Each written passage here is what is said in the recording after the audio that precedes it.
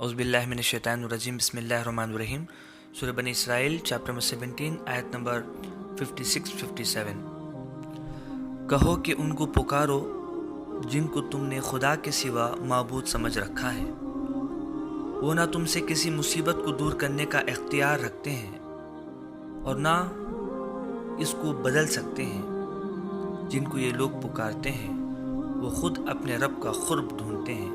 कि उनमें से कौन सबसे ज़्यादा करीब हो जाए, और वो अपने रब की रहमत के उम्मीदवार हैं और वो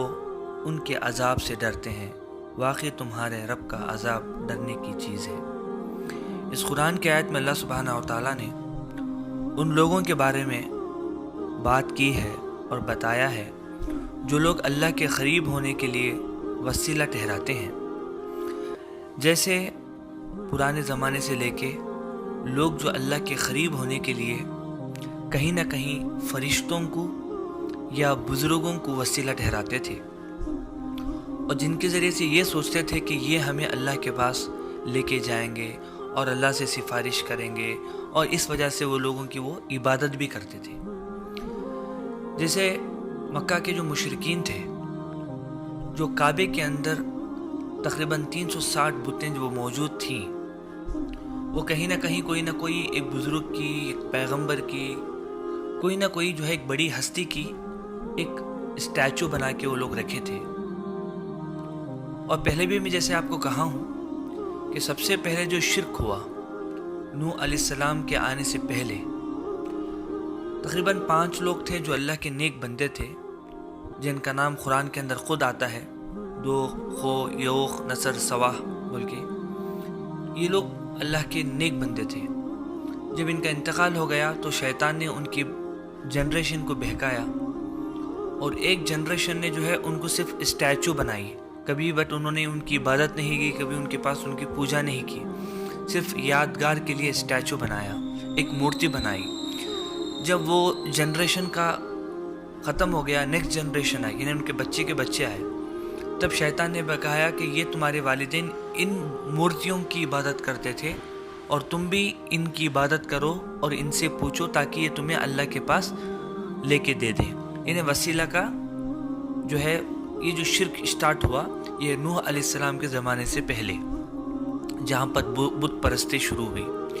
इसको ख़त्म करने के लिए फिर पैगंबर आए और ऐसे ही आते गए। बात समझने की ये है कि जो जिसको वसीला को ठहराया गया है, जो फरिश्ते हैं, कुछ लोग बुजुर्गों को ठहराते हैं, अल्लाह फरमाता है वो ना तुमसे किसी मुसीबत को दूर करने का इख्तियार रखते हैं और ना इसको बदल सकते हैं। यानी तुम अल्लाह को छोड़ के किसी की भी इबादत करो या तुम पुकारो, जैसा कि अल्लाह ने कुरान की जो आयत की शुरुआत में कहा, कहो कि उनको पुकारो जिनको तुमने खुदा के सिवा माबूद समझ के रखा है।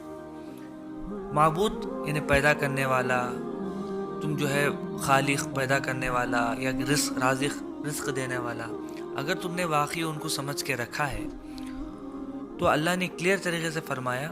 ना तुमसे किसी मुसीबत को दूर करने के इख्तियार रखते हैं और ना इसको बदल सकते हैं। यानी अल्लाह ने अगर कोई फ़ैसला कर दिया तो जिसका तुम वसीला लेते हो, चाहे वो फरिश्ते हों, चाहे वो बुज़ुर्गों हों, उनका कोई इख्तियार नहीं है उसके अंदर चेंजेस लाने में। जो अल्लाह ने कहा वही होके रहेगा। और अल्लाह आगे फरमाता है जिनको ये लोग पुकारते हैं वो खुद अपने रब का क़ुर्ब ढूंढते हैं। जैसे मैंने कहा कि फरिश्ते हैं, फरिश्ते भी चाहते हैं कि कहीं ना कहीं वो अल्लाह के करीब हो जाए, और इसी तरह जिन लोगों का भी बुज़ुर्गों का वसीला मांगते हैं, कहीं ना कहीं वो भी नेक लोग होते हैं। वो हमारी तरह शिर्क नहीं करते, बल्कि वो ख़ुद क्या करते हैं कि अल्लाह के करीब होने के लिए ज़्यादा से ज़्यादा इबादत करते हैं और इस्तिग़फ़ार करते हैं, अल्लाह से दुआएं मांगते हैं। और हम लोग क्या करते हैं, बहुत अफसोस की बात है कि उन लोगों को वसीला ठहराते हैं। जिस तरह से इब्राहीम अलैहिस्सलाम सारी ज़िंदगी उन्होंने ये बात कही कि अल्लाह के सिवा कोई माबूद के इबादत के लायक नहीं है, वही एक माबूद है। तो तौहीद के लिए जो पैगंबर फेमस थे, हालांकि सारे पैगंबर तौहीद ही की दावत देते हैं, बट सबसे ज़्यादा जिन्होंने तौहीद की दावत दी, एक अल्लाह की दावत दी, वो इब्राहीम अलैहिस्सलाम। बट इब्राहीम अलैहिस्सलाम को रख के लोगों ने शिर्क करना शुरू कर दिया। इसी तरह से ईसा अलैहिस्सलाम عیسیٰ علیہ السلام پوری زندگی دعوت توحید کی دعوت دی، ایک اللہ کو ماننے کی دعوت دی، مگر جب اللہ کے پاس چلے گئے لوگ ان کو شرک کر کے اللہ کا بیٹا کہہ دیا۔ اسی طرح عزیر علیہ السلام ہے، عزیر علیہ السلام یعنی انہوں نے پوری زندگی جو ہے توحید اور اللہ ایک ہونے کی دعوت دی، مگر جب ان کے انتقال کے بعد لوگوں نے ان کو اللہ کا بیٹا بنا لیا۔ تو اس طرح سے جو ہے لوگ شرک کرتے ہیں، کہیں نہ کہیں محبت میں غلو ہو کے شرک کرتے ہیں۔ اللہ ان کے بارے میں فرماتا ہے کہ دیکھو جن کو تم قرب حاصل کرنے کے لیے کچھ نہ کچھ کرتے ہو یا پکارتے ہو، وہ خود اللہ کو پکارتے رہتے ہیں اور وہ خود چاہتے ہیں کہ اللہ کے قریب ہو جائیں، اور وہ اپنے رب کی رحمت کے امیدوار ہیں، اور جو ہے وہ چاہتے بھی ہیں کہ اللہ سبحانہ و تعالیٰ کے وہ قریب ہو کے اللہ کی رحمت ان کو مل جائے، اور وہ اس کے عذاب سے بھی ڈرتے ہیں۔ صرف اتنا ہی نہیں کہ وہ اللہ کی رحمت چاہتے ہیں، وہ اللہ کے عذاب سے بھی ڈرتے ہیں، اور اللہ فرماتا ہے واقعی تمہارے رب کا عذاب ڈرنے ہی کی چیز ہے۔ ظاہر سے بات ہے اللہ سبحانہ و تعالیٰ خود اپنے عذاب سے ڈراتا ہے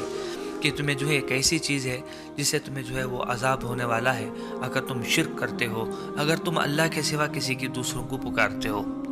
تو کہیں نہ کہیں جو ہے اس قرآن کی آیت سے ہمیں بات یہ سمجھ میں آتی ہے کہ ہم جو ہے تھوڑی تھوڑی چیزوں کو وسیلہ ٹھہراتے ہیں، اور کوئی نہ کوئی جو ہے بزرگ کو وسیلہ ٹھہراتے ہیں، کہیں نہ کہیں قبرستان جاتے ہیں، کہیں نہ کہیں قبرستان جا سکتے ہیں، مطلب جو ہے اللہ کے رسول محمد صلی اللہ علیہ وسلم نے بھی فرمایا کہ تم جو ہے قبروں پہ جایا کرو، کیونکہ تمہاری موت تمہیں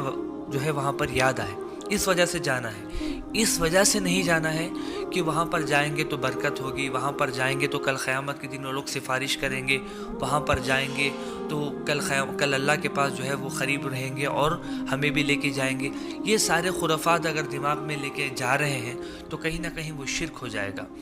تو اللہ سے دعا ہے کہ اللہ سبحانہ و تعالی ہمیں جو ہے سمجھنے کی توفیق عطا فرمائے، اور جو چیز سمجھی ہے